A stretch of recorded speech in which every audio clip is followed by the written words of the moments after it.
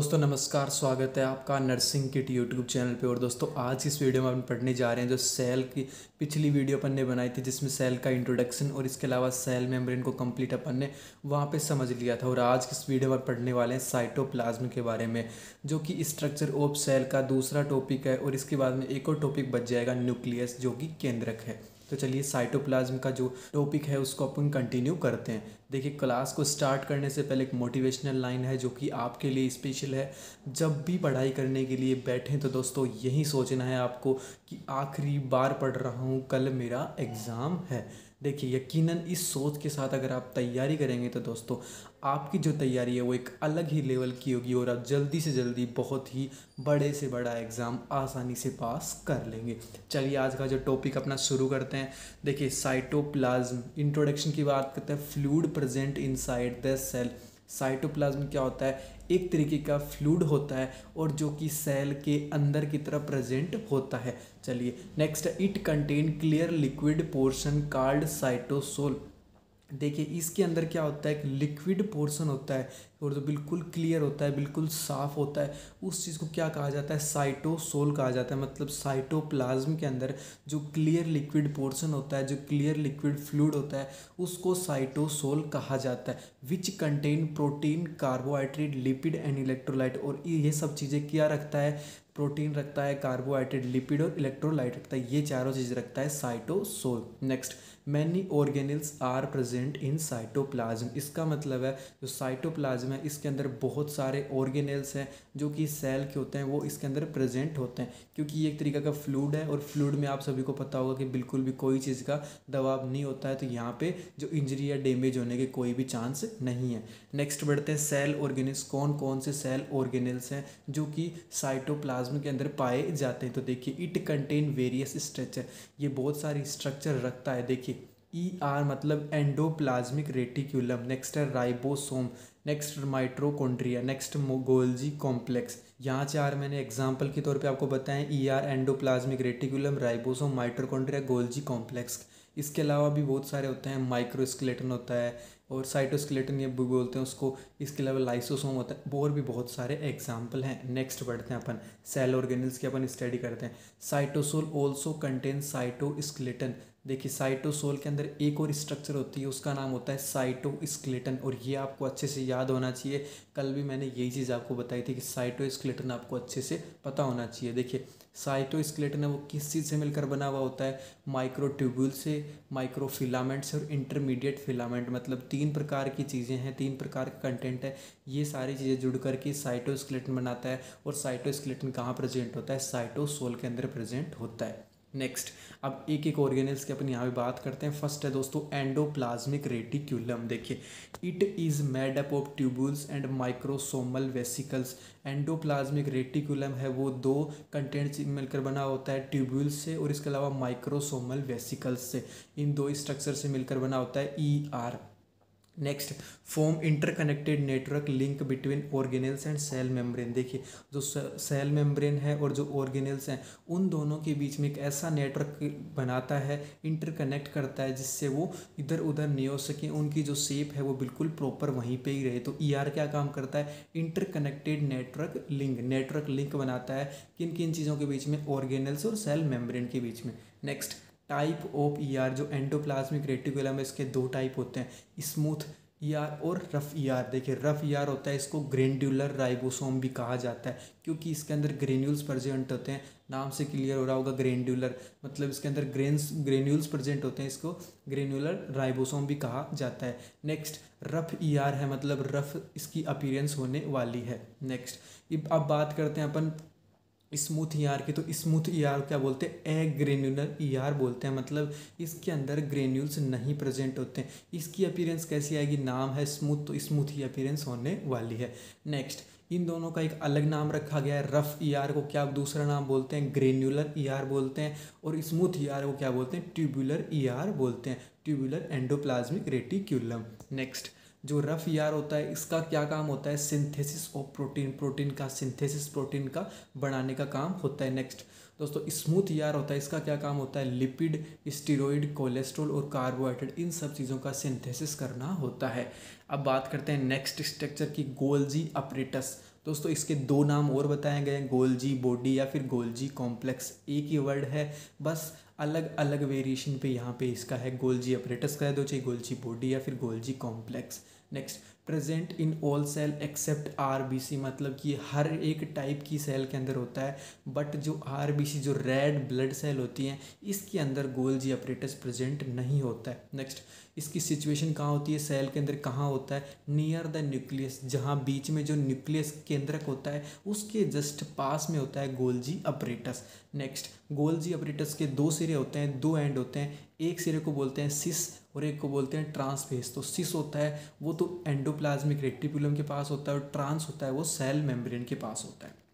Next बात करते हैं गोल्जी कॉम्प्लेक्स है, उसके क्या फंक्शन होते हैं, सेल के अंदर क्यों प्रेजेंट होता है।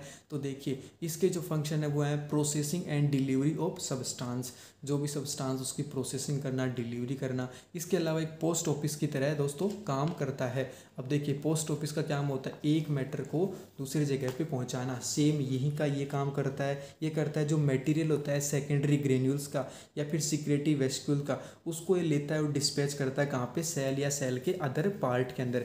इसके अलावा like a shipping department, material को एक जगह से दूसरी जगह पहुंचाने में काम करता है सेल के अंदर, तो इसको क्या बोलते हैं, पोस्ट ऑफिस भी कहा जाता है और शिपिंग डिपार्टमेंट भी कहा जाता है, इसकी तरह ही वर्क करता है। नेक्स्ट जो ऑर्गेनेल्स है वो है centrosome, it situated near the cell close nucleus, जो न्यूक्लियस होता है उसके जस्ट पास में पाया जाता है, सेंट्रोसोम पाया जाता है, बिल्कुल नियर होता है। Next, two cylindrical structure called centrioles which are responsible for movement of chromosome during cell division. देखिए सेंट्रोसोम जो स्ट्रक्चर है जो ऑर्गेनेल से बहुत ही इंपॉर्टेंट रोल निभाता है दोस्तों। जब सेल डिवीजन होता है तो उसके अंदर जो मूवमेंट होता है क्रोमोसोम का एक जगह से दूसरी जगह पे, वो सारा की सारी जिम्मेदारी किसके ऊपर होती है, सेंट्रोसोम के ऊपर होती है। और इसके अंदर जो सिलेंड्रिकल, जो सिलेंडर जैसी संरचना होती है दोस्तों, उसको कहा जाता है सेंट्रियोल्स। नेक्स्ट ऑर्गेनेल्स है 4 नंबर का लाइसोसोम। लाइसोसोम क्या होता है, present in all cell except RBC. Lysosome भी दोस्तों यही चीज़ है, हर एक टाइप के अंदर सेल के अंदर आपको मिल जाएगा, बट आरबीसी के अंदर ये नहीं जाता, आरबीसी के अंदर रहने में इसको बिल्कुल मज़ा नहीं है। नेक्स्ट है, इसका क्या काम होता है, डाइजेशन ऑफ अनवांटेड सब्सटेंस, जो अनवांटेड जो बेकार का कचरा है उसको ये डाइजेस्ट कर देता है। Next, removal of excess secretory product in cell, जो एक्सेस जो बहुत ही ज़्यादा मात्रा में सिक्रेटरी प्रोडक्ट सेल के अंदर बनता है उसको भी ये ख़त्म करता रहता है। एक तरीके से क्या होता है, ये सेल की बहुत ही महत्वपूर्ण इकाई है। सेल के अंदर जो कचरा आ रहा है सब कुछ बिल्कुल साफ कर रहा है, मतलब साफ सफाई का काम करता है दोस्तों। नेक्स्ट 5वां जो ऑर्गेनेल्स है वो है साइटोस्केलेटन। देखिए it form a complex network that give shape, support and stability to the cell.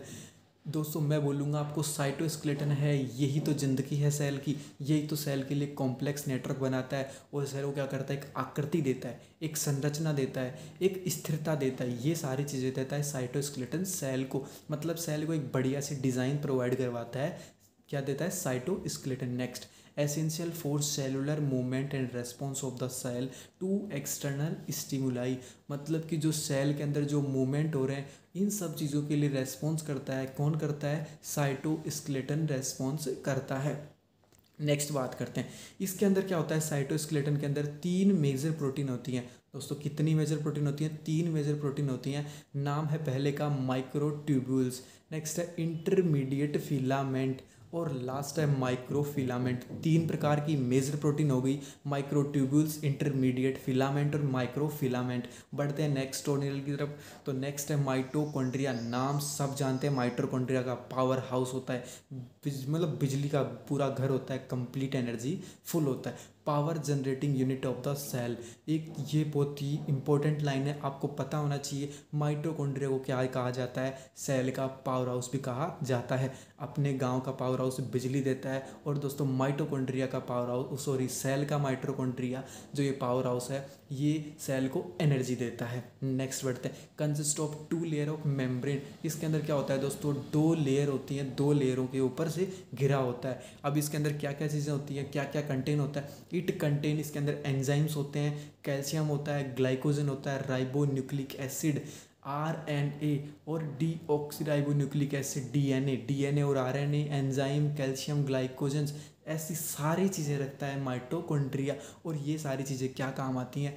Energy provide काम आती हैं। नेक्स्ट इसका जो फंक्शन है, इसके क्या काम है? It is the main site of the TCA cycle.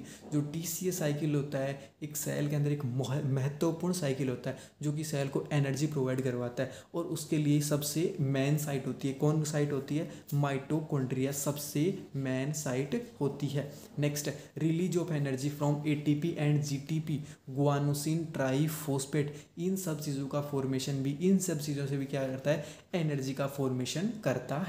तो देखिए TCA अपन ने पढ़ लिया है। TCA का दोस्तों मतलब होता है ट्राई कार्बोक्सिलिक एसिड साइकिल, और ATP आप समझ गए होंगे, guanosine, GTP guanosine triphosphate, full form यहाँ पे आप सभी के क्लियर हो गई होगी। और ये सारी चीज़ें हैं, ये सारे वर्क हैं, कंप्लीट होते हैं माइटोकॉन्ड्रिया के द्वारा। नेक्स्ट बढ़ते हैं अपन।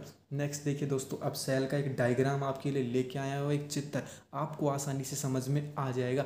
ये है ह्यूमन सेल्स, देख सकते हो बीच में जो बड़ा सा गोला रखा हुआ है दोस्तों, ये है न्यूक्लियर, इसके बाहर मेम्ब्रेन होती है। नेक्स्ट आप देख रहे हो हरे हरे लंबे लंबे, और दोस्तों इसका जो नाम होता है माइटोकॉन्ड्रिया, ये होता है पावर हाउस सेल का। और जस्ट न्यूक्लियस के पास में मैंने बताया था गोल्जी कॉम्प्लेक्स, जिसके 2 सिरे होते हैं, सिस और ट्रांस फेस होती हैं, ये भी बिल्कुल न्यूक्लियस के जस्ट पास में होते हैं। इसके अलावा न्यूक्लियस के पास में एक और चीज़ बताई थी, वो है ER, एंडोप्लाज्मिक रेटिक्यूलम। ये सारी चीज़ें होगी। इसके अलावा इसके अंदर छोटे छोटे टुकड़े घूम रहे हैं, इनको बोलते हैं फ्री राइबोसोम। और ये जो फ्लूइड भरा हुआ है, एक जो गुलाबी रंग का जो ये पानी सा है, इसको बोलते हैं साइटोप्लाज्म। बाहर जो आप ये लाइन देख रहे हो, ये है सेल मेम्ब्रेन, और इसके अंदर साइटोप्लाज्म है। साइटोप्लाज्म के अंदर ये सारी चीज़ें तैर रही हैं, इनके मौज हो रखी है, फ्लूइड के अंदर बिल्कुल आराम से घूमते रहते हैं। अब एक स्ट्रक्चर और बच गई जो ब्लू कलर की है, जिसका नाम है न्यूक्लियस, वो पढ़ेंगे अपन नेक्स्ट वीडियो के अंदर। चलिए बढ़ते हैं नेक्स्ट डायग्राम की तरफ। नेक्स्ट ये है माइटोकॉन्ड्रिया का डायग्राम, जो बिल्कुल फाड़ के दिखाया गया है, देख सकते हो। मैट्रिक्स ग्रैन्ड्यूल जो कि एनर्जी इसके अंदर बनाते हैं। इसके अंदर एक महत्वपूर्ण चीज़ होती है क्रिस्टा, ये आपको याद रखनी, माइटोकॉन्ड्रिया की महत्वपूर्ण इकाई होती है क्रिस्टा। नई डायग्राम मैंने इंक्लूड किया, मैं 2 डायग्राम और इंक्लूड कर रहा था, राइबोसोम का और एंडोप्लाज्मिक रेटिकुलम का, बट मेरे को लगा कि आप वो सब पहले से ही जानते हो। अगर आपको नहीं पता है, एक बार आप गूगल कर लीजिए, आपके सामने ER का और इसके अलावा जो गोल्जी ऑपरेटर्स के, वैसे तो इसके अंदर भी दिखा रखा है, आप यहाँ से भी समझ सकते हो, बट एक बार आप स्पेशली वहाँ से जो खूबसूरत तस्वीरें होती हैं वो गूगल से आप ले करके देख सकते हैं। तो दोस्तों बढ़ते हैं अपन नेक्स्ट क्लास के अंदर, और उस क्लास के अंदर पढ़ेंगे अपन न्यूक्लियस। मेरे को यही उम्मीद है आपसे कि ज़रूर से ज़रूर से आप न्यूक्लियस वाली क्लास भी आप पक्का देखेंगे, 100% देखेंगे। और तीनों क्लास अगर आपने देख ली तो सेल जो यूनिट है ये बिल्कुल आपके लिए परफेक्ट हो चुकी। इसका एक भी क्वेश्चन आपसे गलत नहीं होगा, और अगर आपने क्वेश्चन गलत कर दिया तो दोस्तों मैं मानूंगा कि आपने जो मेरी क्लास है वो पूरी ईमानदारी के साथ नहीं ली है। तो चलिए दोस्तों, अब मिलते हैं आपसे एक नेक्स्ट क्लास के अंदर, क्लियस वाली के अंदर। तब तक के लिए बाय, थैंक यू।